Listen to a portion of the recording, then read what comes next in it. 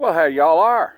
This is your buddy George Jones over at the Bergen Gun Range with my next installment on, hey, I got this old used gun. The old used gun I've got today is a dandy. This is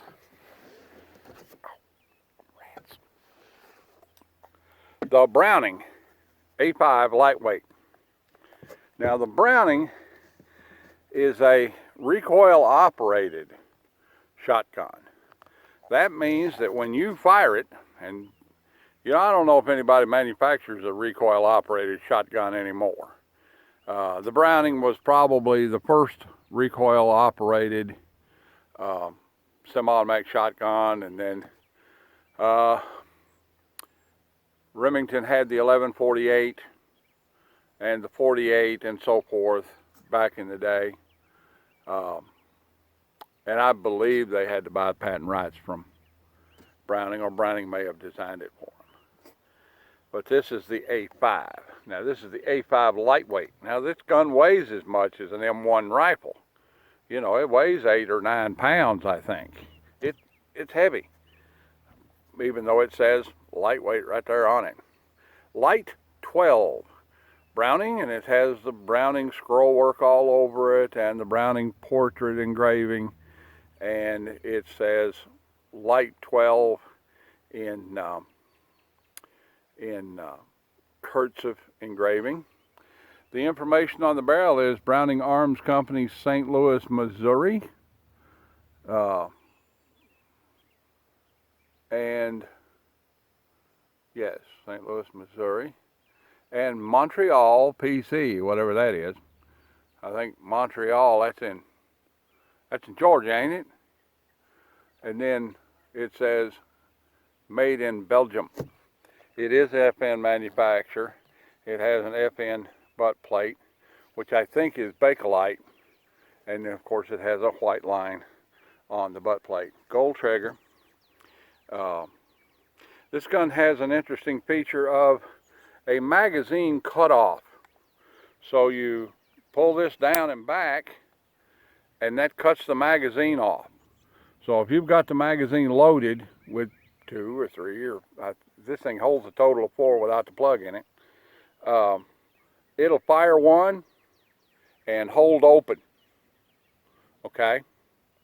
And then if you've got it in this mode, you can flip that guy back over to magazine unlock. It'll automatically kick one out on the chamber, on the elevator, and go into battery. I think that's for trap shooting, okay? Or other than that, I can't think of any reason why you have it on there. But all of them typically have this feature.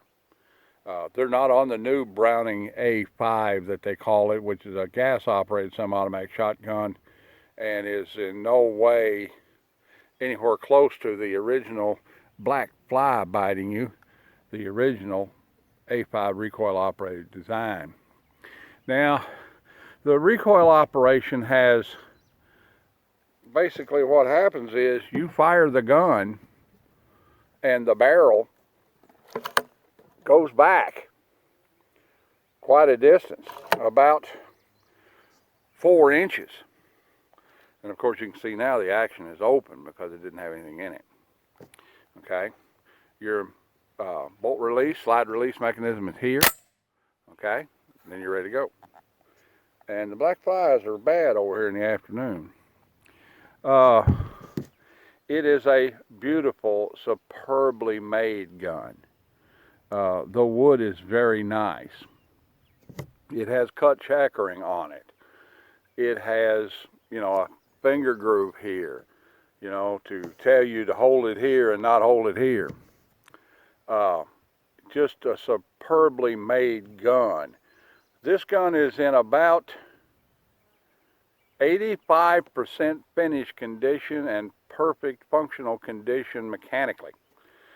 It has some blue wear here where you would expect to see blue wear, where the previous owner has carried it this way. I know he did, because I watched him do it for 50 years. And on the front of the trigger guard, where he would carry it this way with his finger rested on the front of the trigger guard, just exactly like I do. I got that habit from him. This is my dad's gun. This is my dad's gun, and he gave it to me because he's getting too old to cut the mustard in a grouse field or grouse woods, or, you know, and just he's not getting around very well, and I'm right behind him. I just tell you. So he decided last week that he would give me this gun and send it home with me because, well, he wanted me to have it. The other side of the barrel is marked. The designation for choke on this gun, if you know anything about Brownings, is 2 asterisks and a $sign, which designates this a special skeet configuration.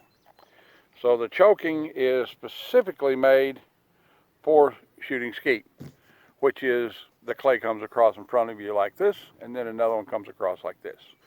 Okay, that's skeet shooting, as opposed to trap shooting, which is the clay pigeon is running away from you like a bat out of hell, you know, and typically got anywhere from a 16 to 25 or 30 foot head start on you, because it's in the trap house way up there and you're standing back here on station. So this gun will fire high bright shells or high velocity ammunition, and low bright shells, low velocity ammunition. But it won't fire one then the other. You have to reconfigure the recoil system to accommodate the different loading of shell. And let's look at how we do that. What we do is we push back on the barrel a little bit and unscrew the magazine cap, take the forearm off, and then release the tension of it and take the barrel off of it. Okay? Now, let's talk about it. This gun is currently configured in in low velocity shotgun shell mode, and we're going to be shooting some 12 gauge Federal field and target multi-purpose loads out of it, and the information on the M flap got you. You didn't get away with it. You are, by God, I'm just about sick of you. Light someplace. I dare you. Light somewhere where you ain't on me. By God, I'll put the mustard to you. Ow. Damn it. Okay, getting back to it. We have a Blish type arrangement up here on the end, which is a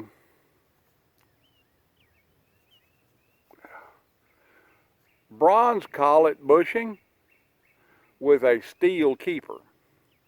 And the bronze collet bushing is beveled outward on one side and flat on the other. This corresponds with a beveling which is in the barrel trunnion. Okay? Mates with it. On the bottom, we have a bushing here that's steel, that's flat on one side and beveled on the inside.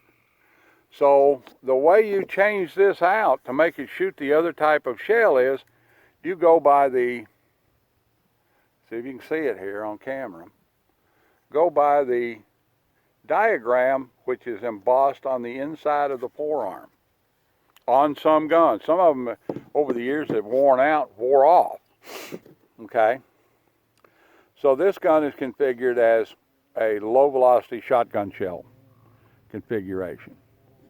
To change it, you would pull this guy out, turn it over to where the bevel is pointing the other way, and actually you'd take this off and put it up there, and then turn it around to where the bevel is pointed the other way, and then it will work with high bright shells or high velocity shells.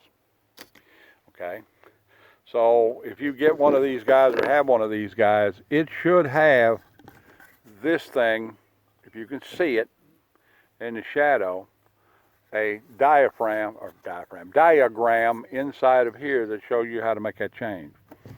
The forearm has a steel reinforcement in the end of it, and the detent for your magazine cap is in there. Now, talk about the forearm for a minute. This gun has a forearm in very good condition with no scratches or no cracks. Typically, you see these guys and they're busted right there, all the way up, and continue to get farther and farther as it goes along. This one is the original one to the gun. This gun was made in the late 1960s, and I remember when Dad bought it in Somerset in 1973. I think I was 15 years old, and I was with him when he bought it from Old Man Corral that used to do private gun trading along with selling International Harvester equipment and trucks. His building's not even there anymore. If you're in Somerset, it's on that little access road between Monticello Street and where the Valvoline oil change place is. There's a convenience store there now, crossing the old Dallars building. Anyway, and the old Dallars building was part of that dealership. So you have to have, when this thing is put together, the barrel trunnion comes to rest at the end of the cycle on the front inside of the forearm. Okay? There can't be any play in there. If there is, it'll burst it right here or right here. Now, Brownell sells brand new ones of these, you know, because they routinely get broken because people do not screw down on their magazine cap all the way and sit the forearm down on it at the right tension. Okay, let's put her back together.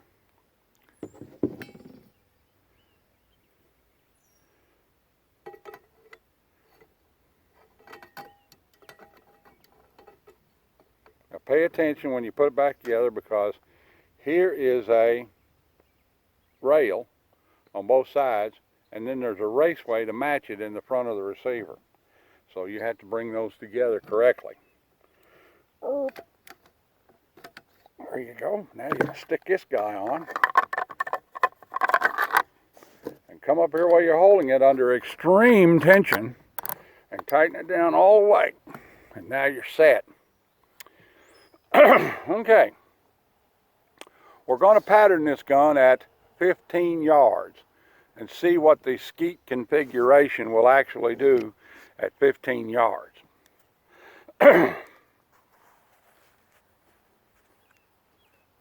I'm going to load with 2. I'm going to fire 1 at the target that's being patterned, and I'm going to fire 1 so you can watch the gun cycle. And if you got a slow motion setting on your computer, you can just watch it fire in slow motion.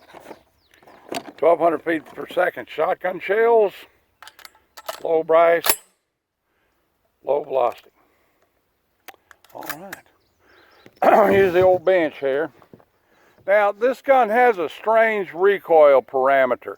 It pushes and pulls.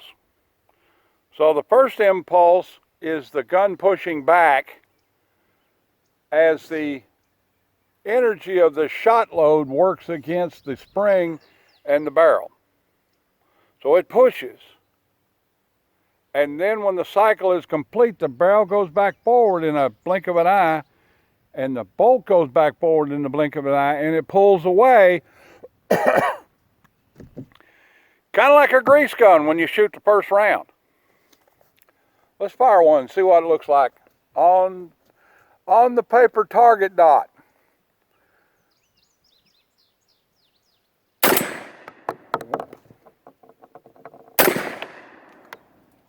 Okay, fire 2 and locks back perfectly. All right, let's go down and see what special skeet patterns like at 15 yards.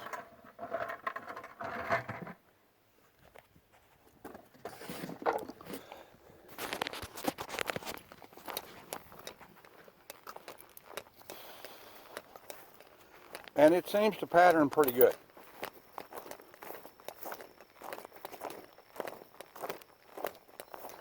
The pattern's a little wide and broad, like what you would expect to see with improved, modified, or so forth, but it has a solid center of pattern.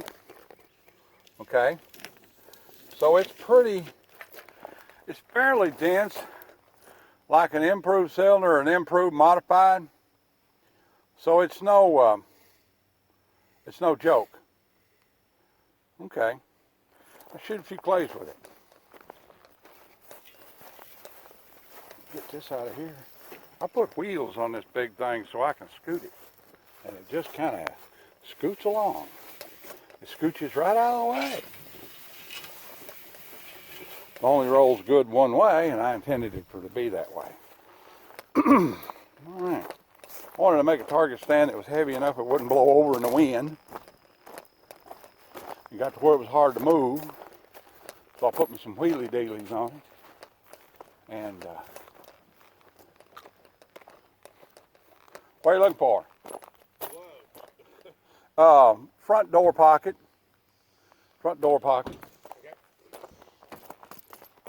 All right. This will go right into the damn sun. That's still pretty high up. Still pretty high up. Let's get the old things up here set up so we can see what we're doing. Point this guy down range and be dead into the sun. Alright, let's give this a try before the camera gets hot. Found you some muffs. Let's move it over where we normally put it.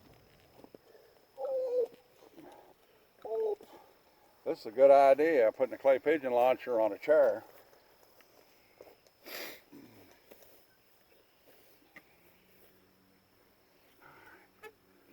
Level here. Alright. A few bucks of clays over there. We'll get with it. Here, take a chair over and put them on it. I'll bring it.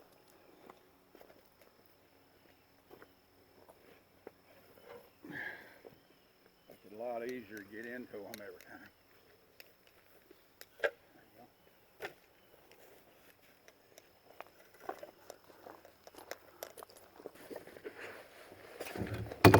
So, get your hand caught in that action, it'd be worse than them one rifle. Pitch one out there and see where it's going.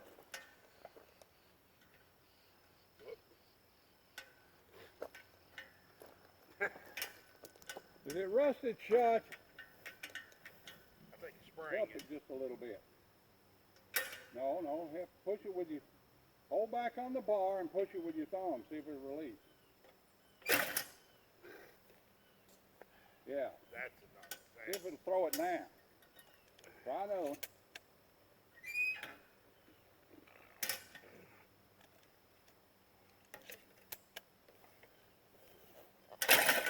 There we go. It almost got, he got away.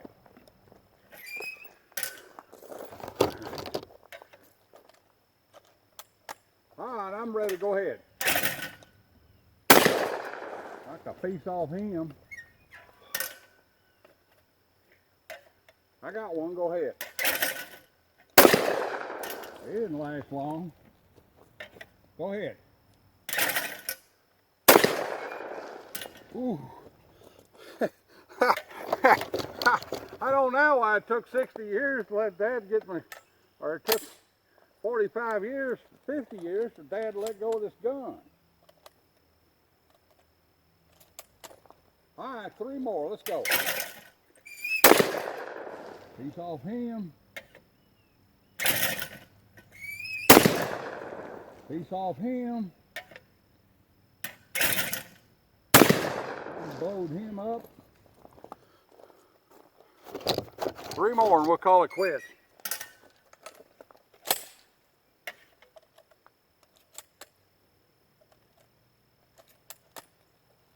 All right, go ahead with it.